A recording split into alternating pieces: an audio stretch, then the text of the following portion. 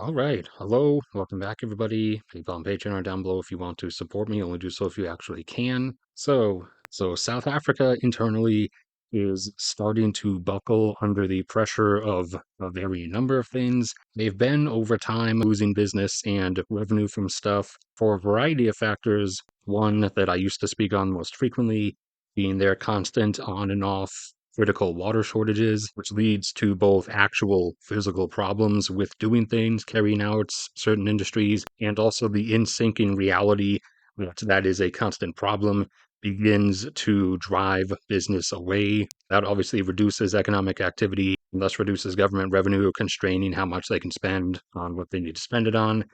Not that it actually gets spent on those things.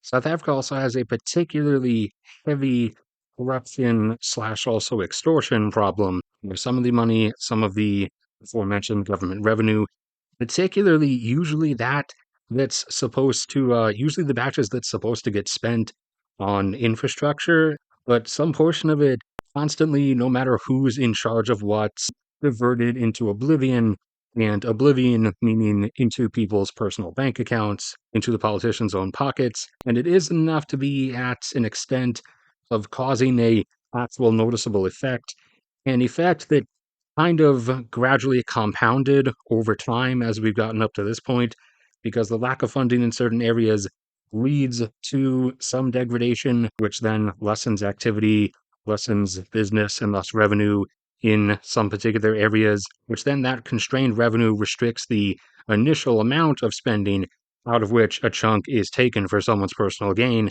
And thus, that leads to additional degradation, the stacking effects of this being most visible in their nearing complete power grid failure. However, the whole corruption issue is also spread throughout the various departments of their government that deal with businesses that want to enter the country to do business or set up.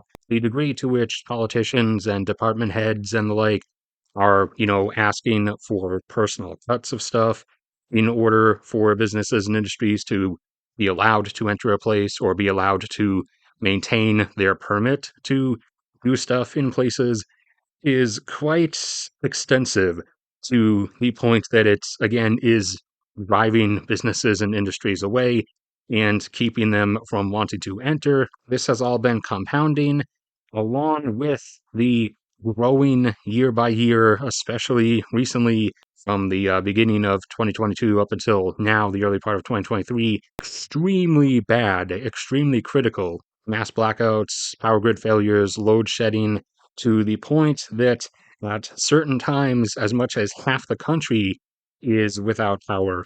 That has also been stacking on to obviously constraining economic activity, because it's really difficult to do stuff when there's no power, no ability to do stuff, to conduct business or make things.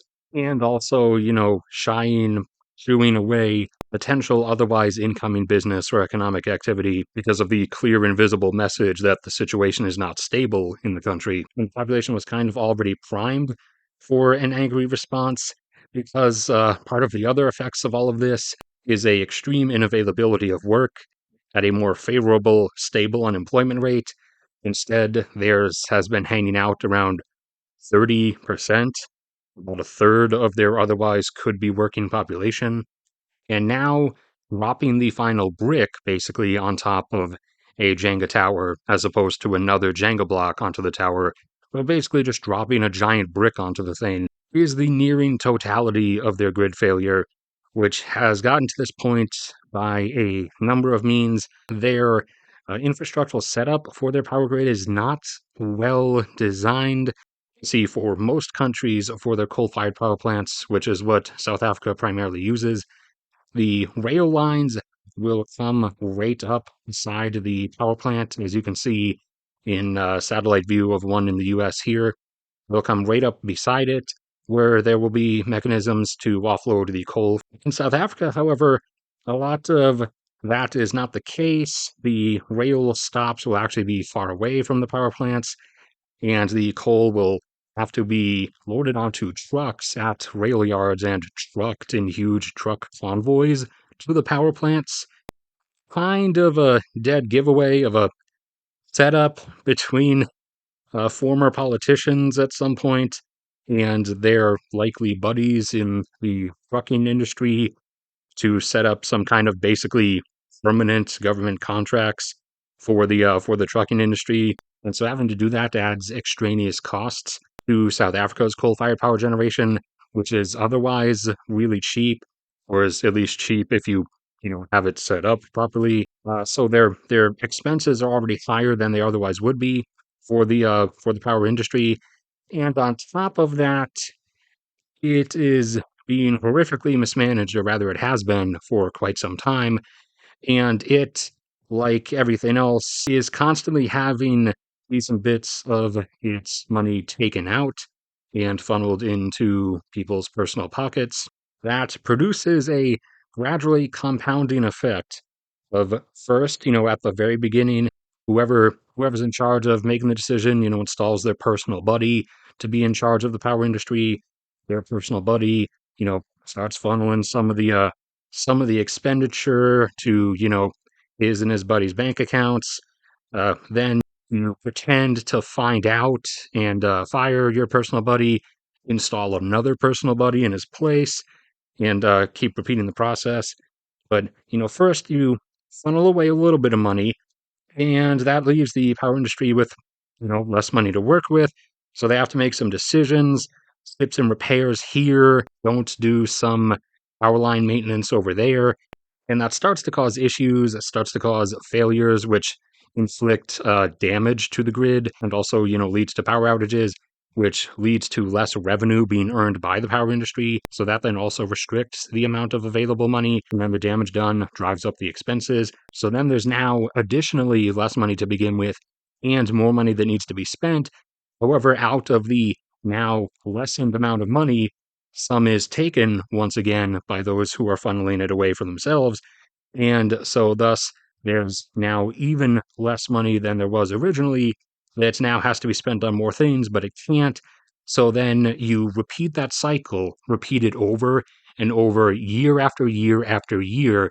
And the damage and degradation to the power system begins to become so extreme that we enter, the phase of what South Africa has become now, with, going in and out of periods of some of them getting to the point of having half the country in a blackout at any given time. So, for anyone who could not discern for themselves, that's not a state that is functioning.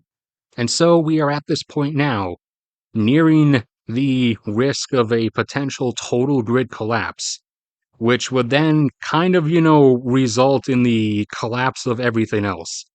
And South Africa might have a Sri Lanka moment. Sri Lanka last year in spring, late spring, I believe it was, having completely collapsed and imploded.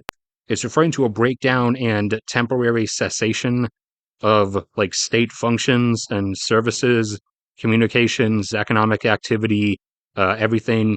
However, using Sri Lanka as the most recent, most immediate example, the period of complete breakdown and stoppage of like state functions and services and everything did not actually itself last very long. It only lasted for I think like a month or two.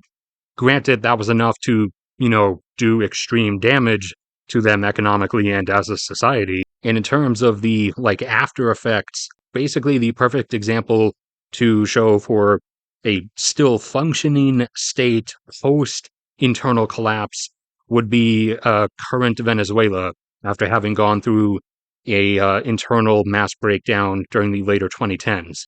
So the risk is there for South Africa because it has come this far, and no one really in their government seems like to actually care and want to stop it.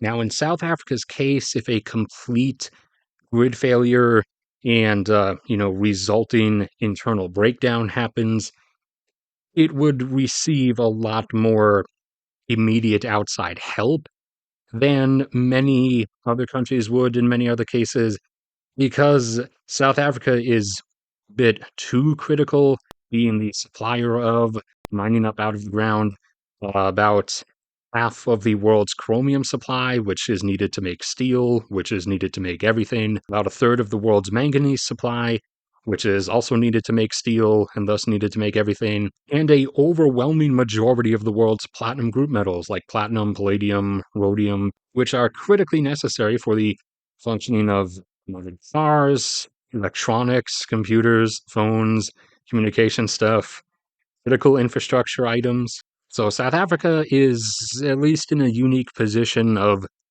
if it completely goes under, the outside world will actually like step in to give it at least some form of a quick fire restart. However, that's the state of things, how they have come to for South Africa now. And that is the end of this video then. So thank you everybody for sticking around and listening. Like if you enjoyed, subscribe if you haven't already. I have plenty of other videos about all kinds of different subjects that you can watch. PayPal and Patreon are down there if you want to support me. Only do so if you actually can. And for better, happier things, go subscribe to my cat. She has her own channel. But no matter what happens to me anyways, may God bless and protect all of you, and I will see you all around next time.